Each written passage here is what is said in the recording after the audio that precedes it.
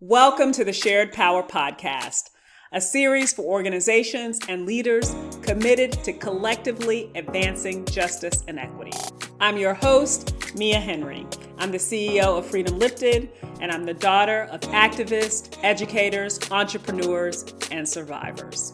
I've had the honor of teaching, facilitating, and co-leading in schools and nonprofits for over 2 decades. I've learned a lot, but it hasn't always been easy. There are conversations that I had, or I wish I had, that I believe create the conditions for more effective collective leadership. In season 1 of this podcast, we're going to dive deep into these conversations. These topics will help us explore how we can build trust, navigate conflict, and lead in partnership with one another. If you believe that relationship building is the foundation for justice work, you are in the right place. Join me as we explore the ingredients for leading with shared power. Today's conversation will feature veteran nonprofit leader Brian Brady, President and CEO of Youth Engage. Brian has over 30 years of experience leading national and local nonprofit organizations. Now, Brian and I met when he was the CEO and Executive Director of Mikva Challenge. I worked with him first as a teacher and later as the organization's first associate director. Now, since we were both fierce champions of youth leadership, we made a great team. In this candid conversation, Brian and I will talk about the perils of having awareness and good intentions without the tools to think systemically. We'll also discuss how to build authentic, trusting relationships that enable difficult conversations that are necessary for transformative work. Well, Brian, thank you so much for joining me today. I am so excited to have a conversation with you about connecting identity and power. I wanted to talk to you about, because we were so honest with each other about the race and gender dynamics, not just in our relationship, but just in trying to do this work ethically and creating containers for young people, right, to lead as well. How do we model for them the kinds of conversations and relationships we know are necessary across race and gender lines in order to lead together? So, yeah, what are you thinking? So shared power goes along with the word trust, right? You can't share anything that share power unless there's a sense of trust. Yeah. And so before we had built a container of trust, and I also think just identity-wise and personality-wise, we both are educator/social justice actors, right? Or nonprofit people. We're kind of in that in-between professional space. Yeah. And so I think there was some shared identity and interest that you and I had. We weren't 100% in the community organizer, community activist space, and we weren't 100% in the teacher space. So our dialogue, I think, was easy and flowed pretty naturally. Yeah. But I also just, I felt there's just a deep level of trust. I always knew I had a very imbalanced skill set. I don't know if it's growing up in a big Irish family where people criticize you a lot. So I knew I was slow in some areas and oblivious. And I also had enough of a racial awakening. It's still happening at that time to know that my whiteness and maleness affected me. I think probably not as much as I should have, but I just remember you calling BS on me sometimes, or just keep, when in me taking that, not getting I didn't get defensive around you when you would critique decisions or ideas. And me, I'd show up to work with a new idea every day or 5. And most of them were not that great. And so I needed somebody to, to vet the ideas and vet the action plan and the projects. And then, later, I think I learned how to make more space for other people to bring their ideas in. But I think in those early days, I was a little domineering in my idea, in the amount of ideas I was throwing out every day. Yeah, you were throwing. I do remember at one point thinking and probably saying out loud that my job was to manage Brian's ideas. I was like, oh, that's why he hired me. Or maybe he didn't think that's why he hired me, but that's what I feel like my work is. And that's not a terrible thing, right? Like I think it was important for you to be able to throw everything out, all the possibility, and then you trusted me to help you refine. and sort and Yeah, sort and right and refine. I remember you saying that part of your work is to manage up.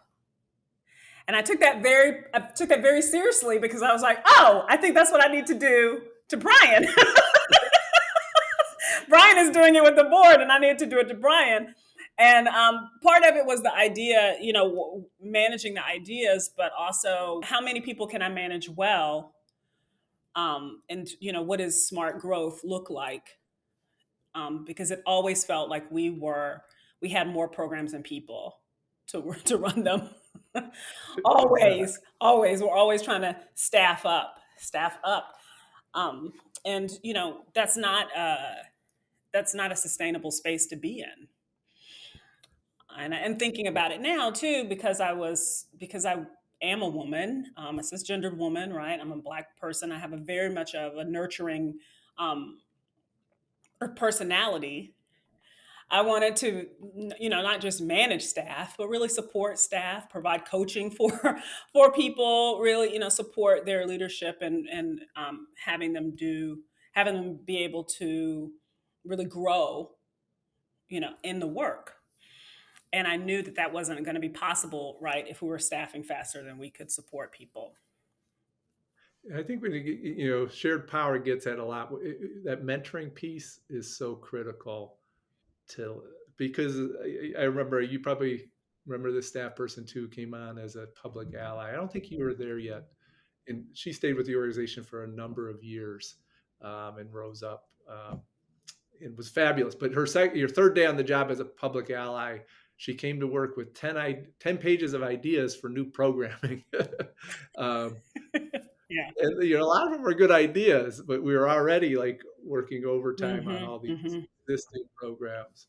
But we were small enough that I could mentor her and sort of say, hey, this is the process of how do you introduce an idea. And but that mentorship around power, I don't think we are intentional enough in most nonprofits. um, by the way, karma wise, I'm now a consultant and I'm working for a guy doing what you did for me because he's an idea guy and he has a million ideas and I have to try and ground and systematize it all. So it's like karma does catch up to you. Oh, this is how Mia felt, or this is how people felt working with me. Is that how you're feeling? Oh, it's exhausting. It's exhausting. But luckily, I have a lot of trust with him, and so I can say, I can I can I can rein him in uh, when necessary. But you also have to let idea people, if they get their energy from ideas, be themselves too, right? Right. But I think in some ways you had to leave the, working with me because you had your own ideas and you needed space for those to grow. And so I remember that was sad when you left, but it was also understandable. Think it's so important to remember what when we are offering advice or guidance, right? That what body that is coming out of for people, you know, and whether or not they feel like it's just advice or guidance, or if Yes. we suggest something and they don't do it, then it'll be their job, or it'll cost them, right? So that trust piece, I think, may be harder for some of us to get over if we have significant identity differences, right? And I see that a lot in my work now, of people just going to new situations, new jobs, new opportunities, new boards, and there's an immediate we can be closed off to people who are of different racial um, identities, right? Particularly racial identities, I would say. And then, of course, race and gender. And these are not the only identities that people clearly can have, right? But I Yeah. do see gender identity, race, to a certain extent, ethnicity and nationality coming into play when people are put together to lead together. Mhm. A board is a great example of that. Maybe we can talk about that because I know you learned a lot in working with so many different boards. But just even how much the board members trust each other, and how much leadership within an organization, how trust is impacted by people's first impressions or beliefs or concerns about working across race and gender lines. Yeah, and there's so much. I had a one of my college. I went to college for like 10 years at 6 different places. So that's part of my identity was like not liking school, and so that's why I ended up in education. But one of my early professors was a brilliant Pakistani guy who taught rich and poor nations, and early Oh wow. on made you examine like where do you fit in the global sociology system. And he was a brilliant. He was great. Tragically, he was killed in a Pan Am hijacking a year Oh later. my gosh. Yeah, it was by a group that he probably politically supported, right? That's Mm, the irony and tragedy of life. But I think just early on having some awareness of that.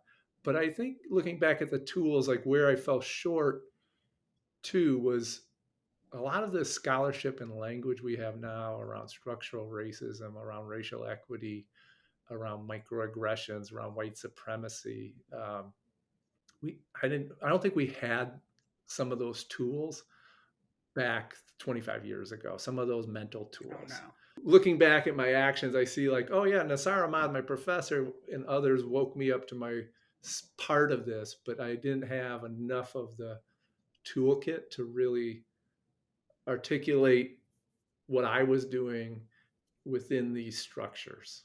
Um, so I think I did the best I could, but I also look back, I do a lot of things differently probably now, Hmm. having more of those tools. But I think, being at an organization for as long as you were and seeing these changes happen in the world and learning the language that impacts and the tools, how did you adapt?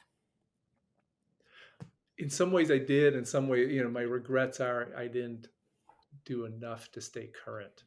Um, and it's one thing one mistake I think some activists make today who are a little younger.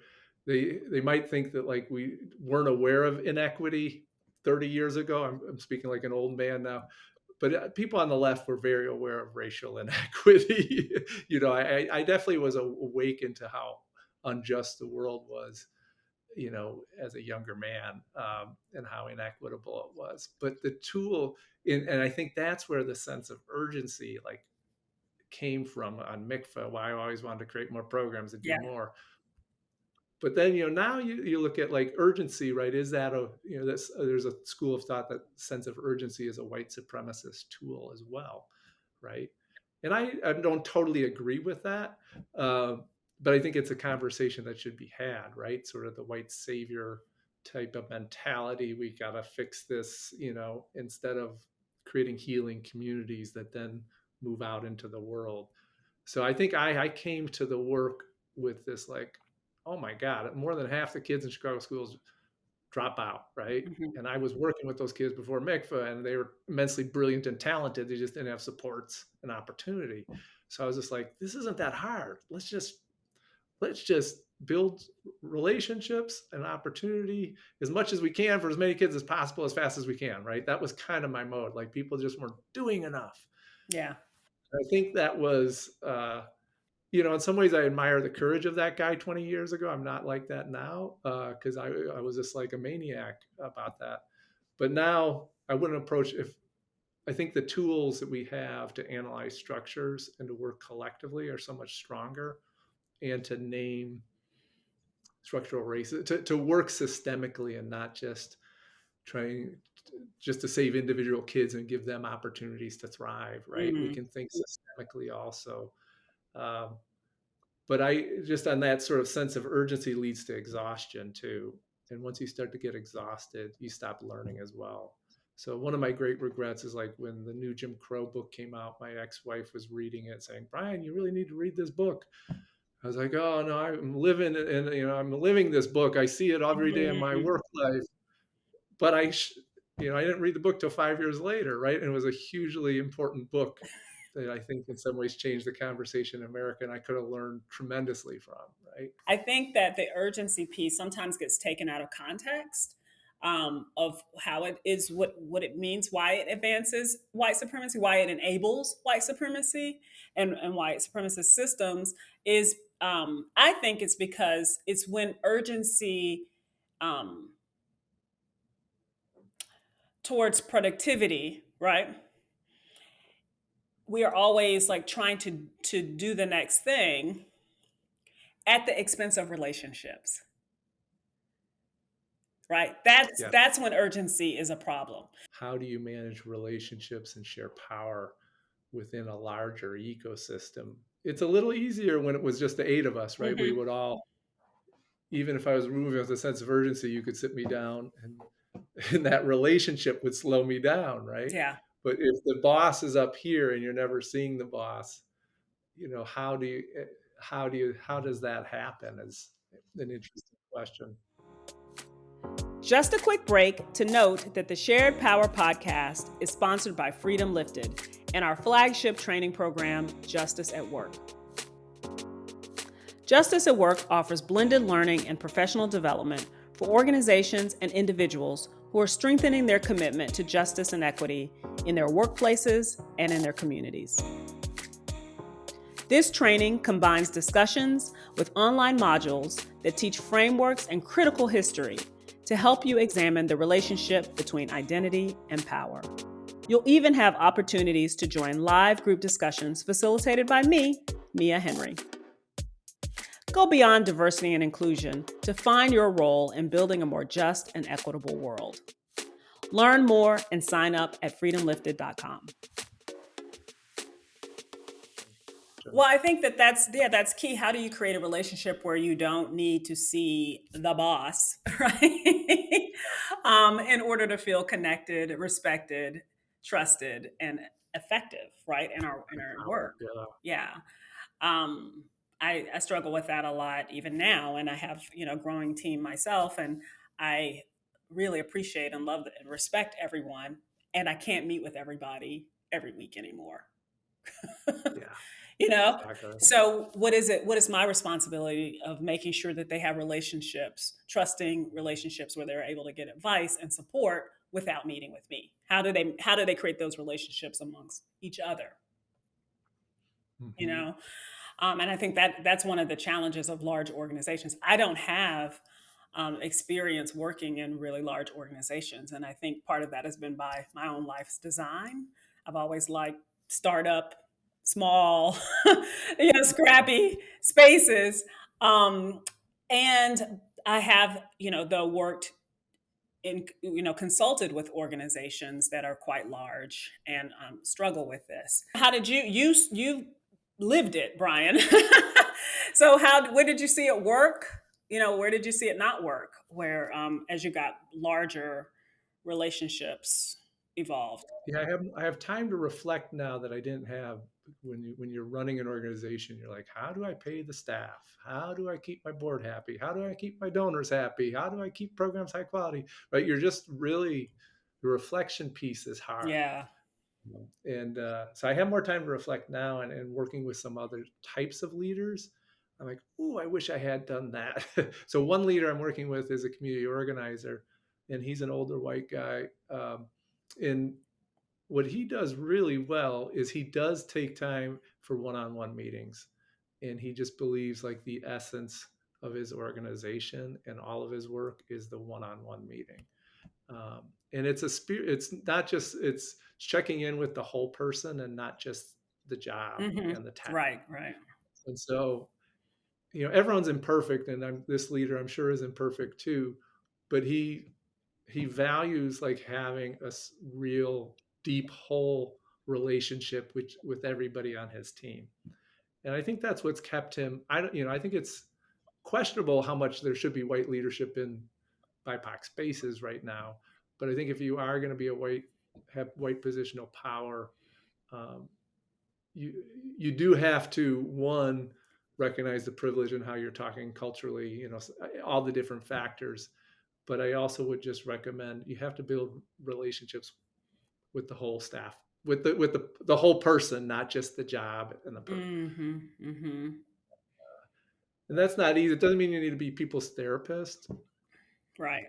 or their mentor, but they need to know that you see them, and conversely, they need to be able to see you at Yes. beyond your own race and gender at some point too, if there's going to be trust developed. I feel that again, because we had that trust, I was able to talk to you about white supremacy and white supremacy culture, really, which are distinct. Um, but talk to you about that, and you could be defensive about it, and we still were able to preserve our relationship because we Yeah, didn't stop talking to each other about yeah, it, right? We didn't cut each other out of each other's lives. We didn't, cut communication. I didn't leave, frustrated because you weren't able to deal with what I was bringing to you in that moment, right? yeah, And you didn't cut me out of meetings because I offended you, right? There's so many things that I unfortunately see happening now when we have reactions, to new ideas that are again costing us our relationships or even the ability to build relationships with one another. So I remember so well about our time together, Brian. Not that every conversation was perfect and pleasant, but yeah, we cared about a relationship more than we cared about a disagreement. yeah, yeah. So we were able to really do, I thought, really some fantastic things together in a short period of time. Right. Not just grow Mikva while I was there, but even prior to me being there. We had disagreements before I started working there, and you still wanted me to work there. But it was again our ability to talk honestly with one another, to disagree when we needed to take time to think through some things, before, because you did want to move fast, and often you were frustrated sometimes when I didn't want to go that fast, Yeah, and you slowed down a bit, because I asked you to, because you yeah. trusted me. Do you see what I'm saying? So I think it's so important, right, how we are able to kind of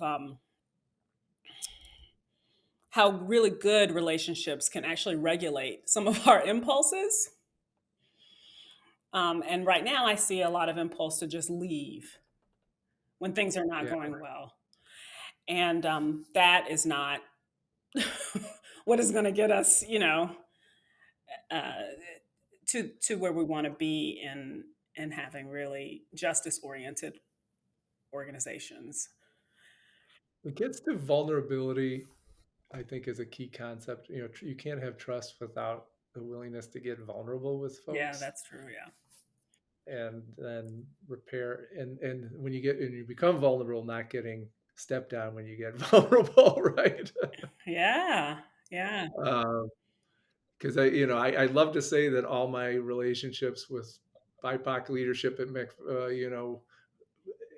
as healthy and as good as yours, but I definitely can know of others that I have that one of us stormed off and never repaired the relationship, Hmm. never tried. And I'm thinking that the big difference there was a willingness to be vulnerable Yeah. uh, with that person. Like the trust level had, like, I one person I'm working with these days got really mad at me. I thought a little unfairly, and I'm just in a place in my life where I say, I'm really hurt by what you said. You hurt my feelings. I'm 56-year-old privileged white man, but I still got some feelings. That might not be, just, but if you're not willing to sort of talk a little bit on the feeling side, you don't have to be overly emotive, and the person sees that those emotions matter. It's hard to build the trust and the shared power, I think. And Yeah. so, how do we? It brings up to me the question of, like, yes, it's the theory of injustice and inequity is really important, um, but how do we also relate as humans and encourage vulnerability with each other? Um, and I don't think we necessarily, on the progressive left, we talk about vulnerability enough as a key to actually sharing power. Mm. Yeah. Another episode that we are featuring in this series is about sharing our origin stories. Hmm. And really what that means to me is that the conversation about how we come to the work, right? And you mentioned this before about how both of us we have these very different identities, gender and race identities. Um,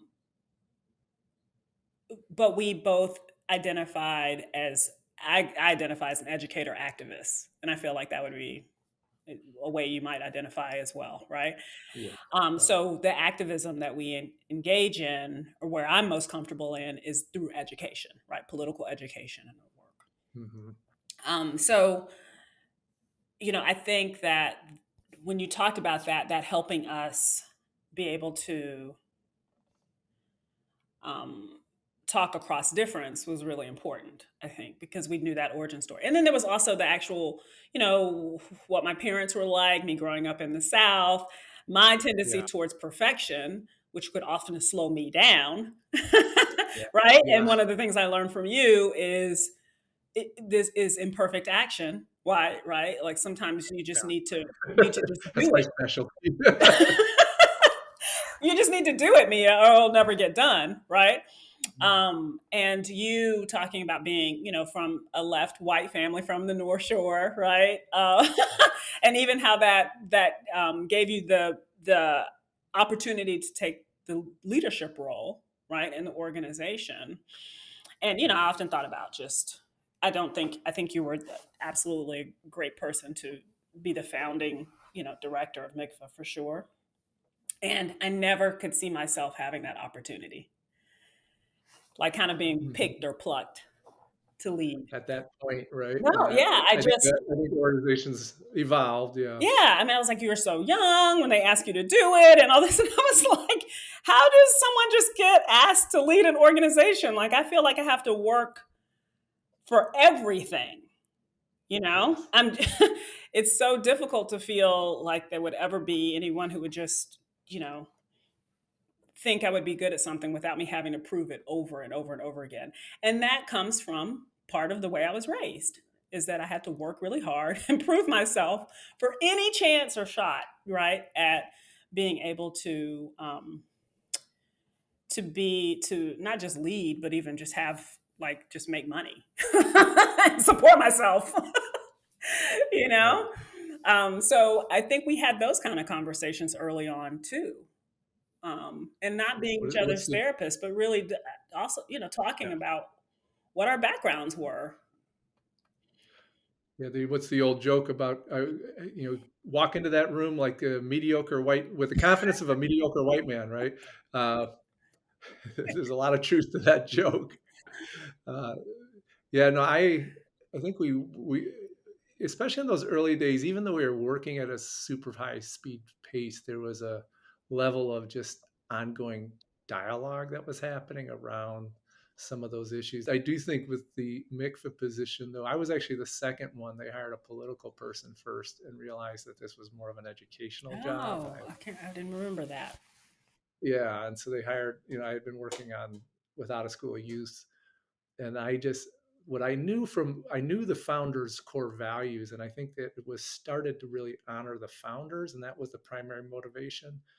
And I was a young radical person. I was like, no, let's do their values, which were left wing values. But because I had the white male relational connection, I could push the board and those Mm, founders to be a little uncomfortable and to take risk. Whereas I think you, as a black woman outsider, if you had gotten the job, you might not have been as a hadn't yes. been able to be comfortable like pushing them to be as aggressive. I don't know if they would have chosen a black leader at that Okay. time, Yeah, I think they would have if they had known them before, right? but would they have Uh, known them? no, because I think the liberal circles were really segregated, and Uh huh. so I don't think Yeah. yeah, you hit on a good point. Now I do think this is one area where philanthropy has made a difference in the last 10 years. Is recognizing its own structural racism and then applying pressure to nonprofits to start to recognize its own structural racism. And so you're starting to see dollars and Shift. things moving in the right direction, I think, the last 10 years. Yeah. That has come out of real intentionality, though. And going back to what we were talking about earlier, a large organization with many departments and many people working there, how can you make sure that everyone feels powerful? To me, that is what shared power looks like, right? Yeah. I, And that, I'd add too that on complex problems, collective wisdom matters, and that yeah, positional leaders, the harder the problem and the more time they have, they should bring those decisions down to as many people as possible, because collective wisdom will improve your ideas and your decisions. right. So I think it's there's also this piece of like, yes, identity and culture and feeling empowered, but there's also just like you'll be smarter if you involve more people in your hard Right. And problems. right. And you involve more people with different lived experiences, right? Based on different identities, not just the ones, and even extend trust where you may not have trusted before. So, again, going back to a board, a board with a lot of connections, of an all white board with a lot of connections to resources. What does it look like, for them to hire an executive director, which, in the best case scenario, they're working in partnership with one another. There's a reporting relationship between an executive director and a board, but really, I mean, the board can't run the organization. They are Yeah. sharing power with this ED. So what does it mean to either, to extend that trust, right? And make sure that, yeah, things are, the large decisions about the direction of an organization or of a movement are shared decisions, right? Yes. Yeah. And so that's really, when I was first thinking about so many things on my mind around shared power, but particularly around co-directors, I was like, because I've been in this situation twice now, not, since I've worked with you. And I was like, if you can figure out how you communicate, how you make decisions, and how you'll navigate conflict, then a lot of your issues will be solved. But those are three big things to figure out. They require trust. They require relationship, right? They require the discussion of our origin stories. They require vulnerability in order to really be confident in being able to communicate, make decisions, and deal with inevitable conflict, right? Yes. Inevitable. Yeah. So that's why I thank you again, Brian, because I feel like on those three levels, I felt like our relationship was quite good, and in particular around navigating conflict, which we've alluded to a few times in this conversation.